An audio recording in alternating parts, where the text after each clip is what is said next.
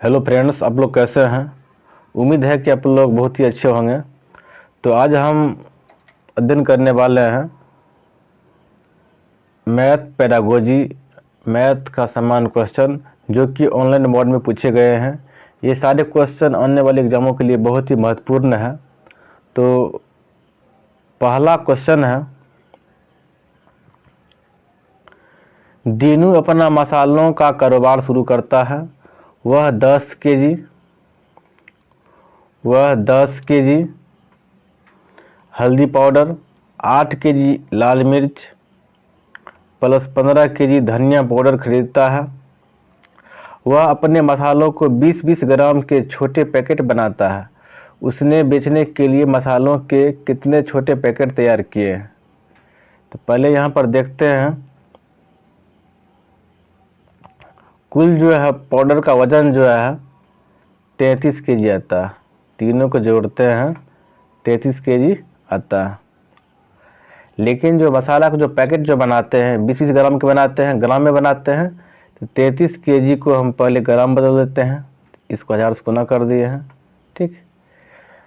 और इसमें बोला गया है कि 20 ग्राम का एक पैकेट है, तो इसमें 20 से भाग देना है। 0 से 0 ख़त्म, 2 पूरा अगर काटते हैं तो इसका आंसर चलाता है 1650, यानी option number C. Question number 2 है, दो समबाहु त्रिभुज ABC और PQR के परिमाप 15 सेंटीमीटर और 20 सेंटीमीटर है। तो यहाँ पर देखिए दो त्रिभुज है, एक है ABC, दूसरा है PQR। दोनों त्रिभुज है समबाहु त्रिभुज है, समबाहु त्रिभुज है। तो समबाहु त्रिभुज का प्रत्येक कोण जो होता है 60 डिग्री का होता है, प्रत्येक कोण 60 डिग्री का होता है। और इसमें कहा गया है कि ABC का जो परिमाप है 15 सेंटीमीटर है।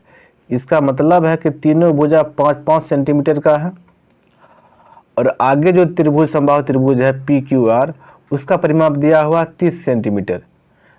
जब समबाहु त्रिभुज है तो इसका तीनों भुजा बराबर होगा, यानी 10-10 सेंटीमीटर का तीनों इसका भुजा है। तो इसमें कहा गया है उनके अंतः कोणों के बारे में निम्नलिखित में से कौन सा कथन सही है। यहाँ पर पहला ऑप्शन देखते हैं। इसमें बोला गया है ABC का प्रत्येक अंतः कोण PQR के प्रत्येक अंतः कोण से कम है।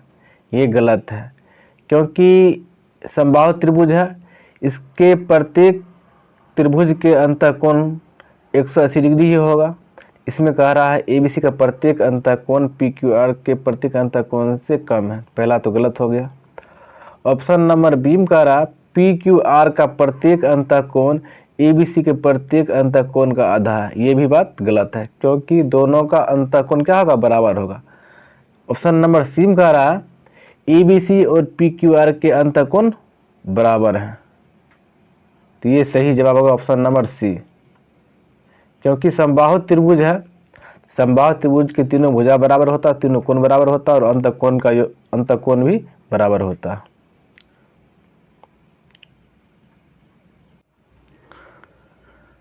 क्वेश्चन नंबर 3 है। यहाँ पे कह रहा है दी गई निम्नलिखित आकृतियों में से वह वे आकृतियां जो आधे घुमाने पर बिल्कुल पहले जैसे ही दिखेगी। तो यहाँ पर दिया गया समबाहु त्रिभुज, समबाहु त्रिभुज, वर्ग है, आयत है, समांतर चतुर्भुज है।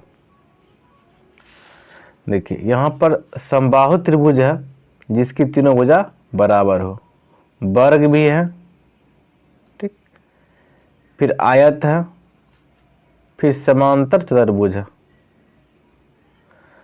तो इसको हमको आधे घुमाना है। अगर चारों चित्र को हम आधे घुमाते हैं तो वर्ग, जैसे त्रिभुज के छोड़ के, ठीक, समबाहु त्रिभुज के छोड़ के शेष तीनों जो है वर्ग, आयत, समांतर चतुर्भुज है, ये आधे घुमाने के बाद भी पहले की तरह दिखता है। जैसे वर्ग और आधे घुमाते हैं तो फिर ये क्या होता है, वर्ग ही बन जाता है आधे घुमाने पर। इसलिए इसका ऑप्शन नंबर जो है सी सही जवाब होगा। यानी समबाहु त्रिभुज को छोड़कर सभी आकृतियाँ क्या होता है, बिल्कुल पहले जैसे ही दिखेगी। प्रश्न संख्या 5 है। इसमें कह रहा है विशाल एक बार खाना बनाने में 30 मिली तेल का प्रयोग करता है।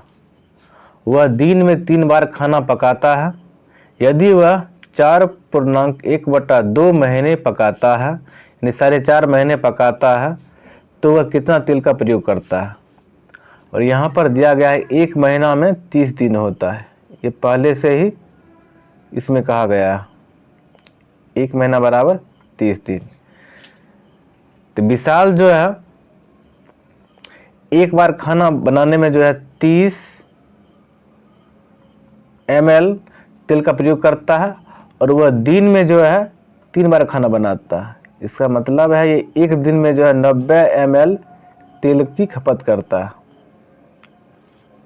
ठीक, आगे जो है कह रहा है वह 4.5 महीना में कितना तेल का प्रयोग करेगा। देखिए 1 महीना में 30 दिन है, तो 4 महीना में तो 4 गुना करना है 30 से, प्लस फिर कह रहा 1/2 है, यानी हाफ महीना है, प्लस 15 दिन, तो 430 प्लस 15 बराबर 135 दिन। अब यहाँ पर पहले हम निकाल चुके हैं विशाल जो है एक दिन में 90 ml तेल का प्रयोग करता है। ठीक, लेकिन विशाल को तेल का प्रयोग करना है 135 दिन, तो दोनों के गुना कर देना है। जब 90 गुना 135 दोनों को गुना करते हैं, इसका ऑप्शन निकल के आ जाता है 12 लीटर 150 मिली, यानी ऑप्शन नंबर डी। प्रश्न संख्या 6 है। यहाँ पर देख पा रहे हैं क्वेश्चन में कह रहा है छुट्टी के दिन मैरी सुबह 9 बजे उठती है और दोपहर 2 बजे भोजन करती है। उसकी घड़ी में सुइयों द्वारा उपरोक्त दोनों समय पर बनाए गए क्रमशः कौन निम्नलिखित में से कौन से हैं। कि मैरी जो है ये सुबह जो है 9 बजे उठती है, इसका मतलब है यहाँ पर काटा होगा 12, यहाँ पे 3, यहाँ 9, यहाँ पर 6, यहाँ पे 9। जब 9 बजे उठती है तो इसका मतलब है घड़ी का छोटी काटा जो है घंटा वाली काटा है ये 9 पर होगी, और जो मिनट की काटा है वो होगा 12 पर। यहाँ हम देख पा रहे हैं 90 डिग्री कोण बन रहा है, यानी एक समकोण बन रहा है, एक समकोण बन रहा है। फिर दोपहर जब यही 2 बजे भोजन करती है, यहाँ 12 बज रहा है, यहाँ 1, यहाँ 2, यहाँ 3। तो जब दोपहर 2 बजता है तो इसका मतलब है कि मिनट की सुई होगी 12 पर और घंटा की सुई होगी 2 पर। यहाँ पर देख पा रहे हैं ये जो बन रहा है न्यून कोण बन रहा है, न्यून कोण। चित्र से स्पष्ट ये न्यून कोण है और यहाँ पर ये समकोण बन रहा है। इसमें पूछा गया है कि कोण निम्नलिखित से कौन सा बन रहा है, तो इसका ऑप्शन नंबर होगा डी, यानी समकोण भी बन रहा है और न्यून कोण भी बन रहा है, ऑप्शन नंबर डी।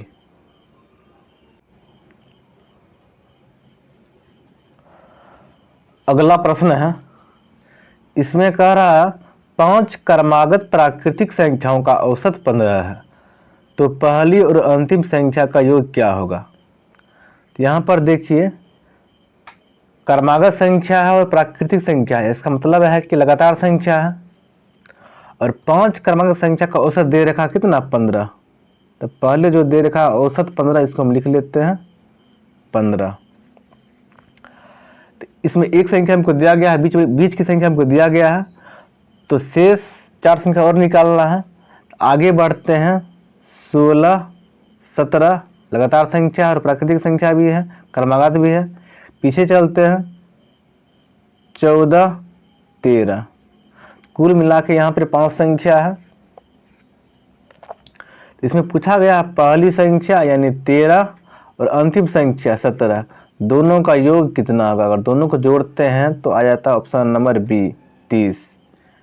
जब भी प्राकृतिक संख्या लगातार संख्या का औसत दिया गया है तो उस संख्या को हम बीच में लिख लेते हैं और उसके बाद दोनों तरफ हम समान संख्या को बढ़ाते हैं।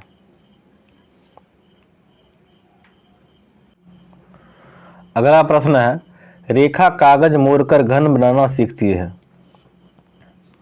वह 10 सेंटीमीटर भुजा वाले 12 घन बनाती है। यहाँ पर देखिए घन की भुजा दिया गया है 10 सेंटीमीटर। तुमको निकालना घन का आयतन, पहले निकालना घन का आयतन होता है भुजा क्यू। तो भुजा है 10, तो 10 का हम करेंगे क्यू बराबर 1000।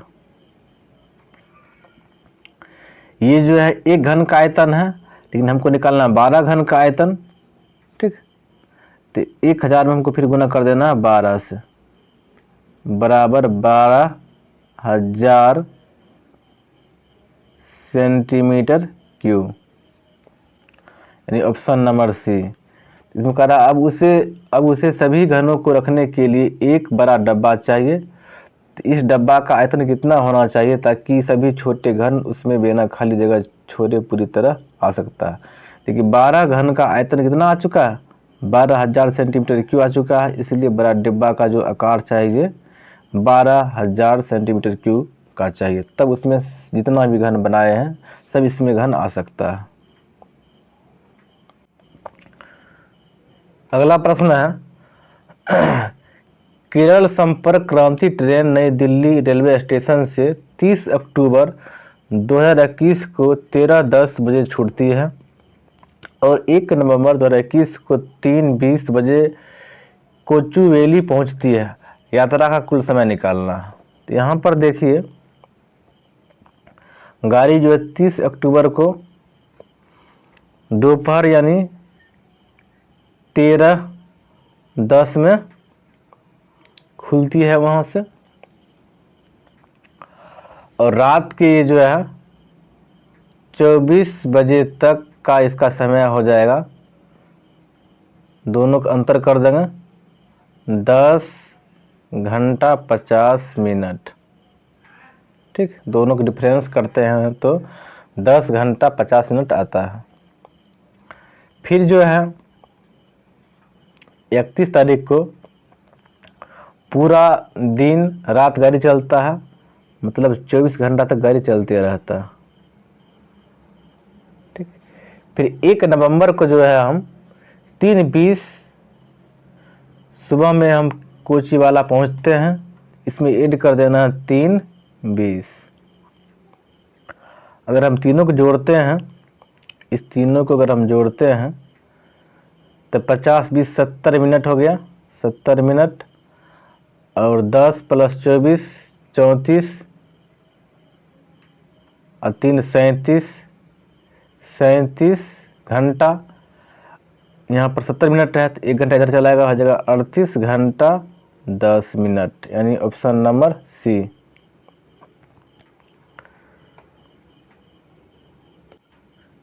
निम्नलिखित संख्याओं में से सबसे बड़ी और सबसे छोटी संख्या का अंतर क्या है।